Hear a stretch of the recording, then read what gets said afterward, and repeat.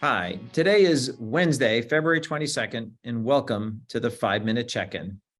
So today we're going to revisit the idea of treating COVID, particularly with Paxlovid. And there are a couple of reasons why we're doing this. Number one, a recent publication just came out in the Annals of Internal Medicine, which I think is really worth spending some time with. And number two, we're approaching the official end of the federal emergency around COVID pandemic. And that has many implications for us. So let's get right to it and meet our two experts. So now on to our special guests. Very excited. We have Dr. Ankita Sagar with us once again, our Vice President for Clinical Standards and an Associate Professor at Creighton University. And new to the 5-Minute Check-In, we have Dr. Corey Kylan-Zeisman, who is our Senior Vice President for the Physician Enterprise in the Southwest and an Assistant Professor at Creighton University. So thank you both for joining me today. Thank you for having me.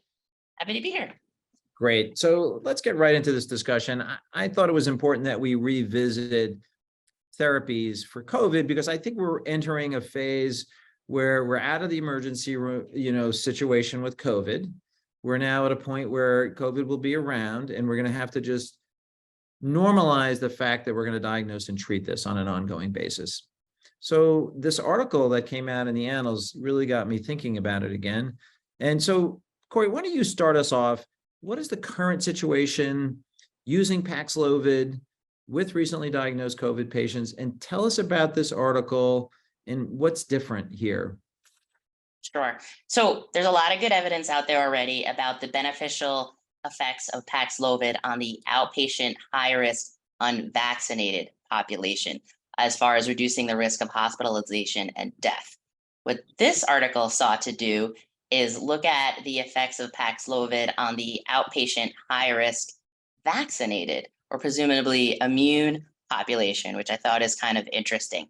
And basically what they did is a retrospective population-based cohort study. But what was kind of neat is they designed it to actually mimic a classic clinical trial, actually specifically EPIC-HR. And then they did sort of some fancy statistical analytics to mitigate the bias that comes with that type of study. As far as what population they looked at, they took advantage of the integrated EMR coming out of Mass General Brigham.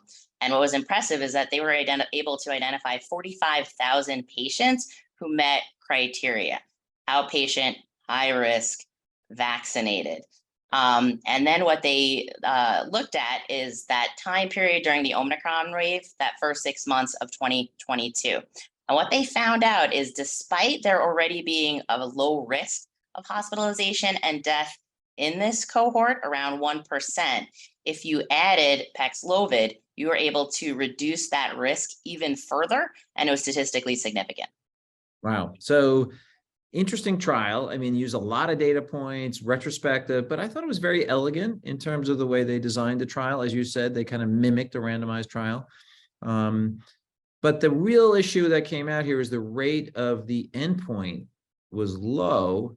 So we're reducing something that's already kind of low. And it's kind of a tough thing to get your head around as a clinician. So Ankita, how do you think about this issue where you have a low overall rate of something that you're reducing? Sure. So we have in the study the 1% hospitalization rate. And while that seems low, what we can think about is the fact that this is a pretty significant outcome for patients, right? So we're talking about mortality, we're talking about hospitalization. So while the percentage is low, it's still significant to the individual patient. And then when you add in risk factors and think about who is the ideal patient, it means that much more to see outcomes like these. Right. Corey, what did the study say about some of these risk factors? I think, Ankita is alluding to here that in a sense bumps that baseline rate up a little bit. Yeah, when they teased it out, the real drivers were BMI greater than 30 and actually time out from last dose of vaccination. So greater than 120 days is where it seemed to have the most impact. Great. So let's wrap it up and think about advice to clinicians. And Corey, why don't we start with you? What are you thinking, frontline clinicians? How should they be thinking about the use of Paxlovid in this case?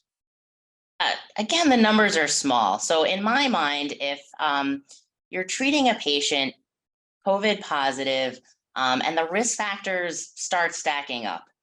Age, BMI, other comorbid conditions. Time from last vaccination is getting significant, and we're seeing that more and more.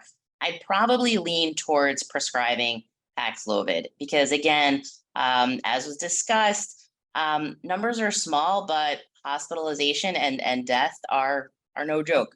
So Pretty serious. You were preventing something pretty serious. And Ankita, what is your sort of, take home? And can you mention a little bit, because we hear everyone worried about rebound, and how did that play out in this article? So let me talk about rebound first. So in the article, in the study, what they found was even though rebound symptoms may occur, there were 0 hospitalizations related to the rebound. Mhm. So when we think about it, the net benefit of being on Paxlovid with certain risks in your patient probably balances out any rebound symptoms they might experience. So to Corey's point, when those risks start to stack up, I think it is an important consideration to think about Paxlovid for that ideal patient. Great. I'm going to ask you to say one more thing, and you and I talked about this a little bit, Ankita, and there was a mention in there that, Blacks and Hispanics had fewer prescriptions. Any further thoughts before we close out on that? Sure. I think this point goes to illustrate that there are always opportunities for us to think about engagement with our patients, especially thinking about communities that are disenfranchised and marginalized. So hopefully future studies will give us a better answer of how to make sure we are engaging all of our race, ethnicity, and other populations across the board. Great. Well, on that note, we're going to close up, and I really appreciate both of you making the time to join us today. So thank you very much. So thank you for joining me at the 5-minute check-in. As I mentioned with my colleagues, May 11th marks the end of the official federal public health emergency related to COVID-19. In the link below is the roadmap that the federal government has laid out for the implications of ending that emergency. And in an upcoming 5-minute check-in, we're going to go into that in great detail. Also below is a link by Father Tom Kopfensteiner on a reflection related to the Lenten season, because today is Ash Wednesday. So thank you for joining me, and I'll see you in the next 5-minute check-in.